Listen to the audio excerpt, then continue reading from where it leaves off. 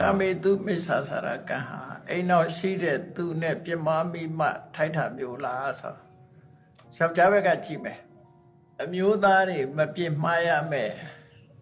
အမျိုးသမီးက20ရှိတယ်အကြမ်းဖျင်းပြောမယ်ဆိုရင်အမေရဲ့အုပ်ထိပ်မှုအောက်မှာရှိတယ်အဖေရဲ့အုပ်ထိပ်မှုအောက်မှာရှိတယ်မိဘနှစ်ပါးလုံးရဲ့အုပ်ထိပ်မှုအောက်ညီကောင်မောင်နှမတွေရဲ့အုပ်ထိပ်မှုဆိုလိုတာကမိသားစုဝင်ဖြစ်လာလို့ရှိရင်တမိသားစုရဲ့ဆောက်ရှောက်မှုလို့ခေါ်တာပဲဒါ responsible ဖြစ်သွားပြီလေဆွေမျိုးတော်လာပြီ responsible အဲ့ဒီအပြိုပဲဖြစ်စီ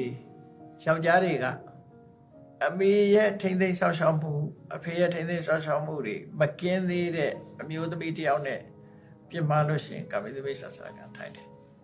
နောက်တစ်ခါကျတော့မယား10မျိုးလို့ခေါ်တယ်တဝူကအိမ်အောင်ပြုတ်ထားတဲ့မျိုးသမီးတွေတနည်းနည်းနဲ့အိမ်အောင်ပြုတ်ထားတဲ့မျိုးသမီးက10မျိုးရှိတယ်အဲ့ဒီ10မျိုးနဲ့ပြစ်မှားလို့ရှိရင်လည်းမျိုးသားတွေဟာကာမိသမိစ္ဆာစာကထိုင်တယ်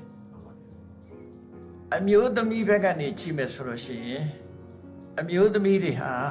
ကိုယ်နဲ့အိမ်အောင်ပြုတ်ထားတဲ့ပုဂ္ဂိုလ်ကလွဲပြီးတခြားပုဂ္ဂိုလ်နဲ့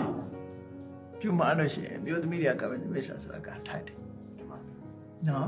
ပုံပြောပုံရဆိုလို့ရှိရင်အမျိုးသားတွေကအိမ်အောင်မပြုတ်မချင်းအောင်ဘယ်မျိုးသမီးတွေမှဒီပြင်မာလို့မရဘူးဆိုတဲ့ပုံစံမျိုးဖြစ်နေတာဟုတ်တယ် unlawful sexual relation lawful ဆိုတာလူတိုင်းမှာနိုင်ငံထဲမှာလည်းဥပဒေတွေရှိတယ်လေမှန်ပါသူကထုံတန်းစင်လာအရာထိမြန်းထားတာမဟုတ်ဘဲနဲ့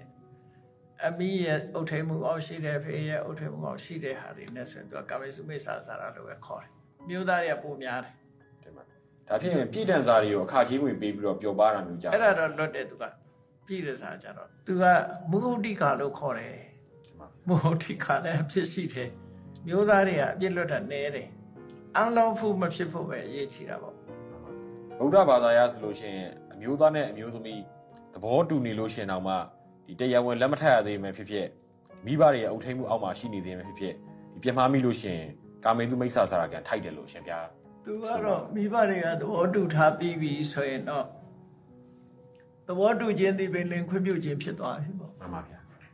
ဘလို့ဖြစ်เสียအကြောင်းတော့မရှိတော့ဘူးလို့ထင်ပါ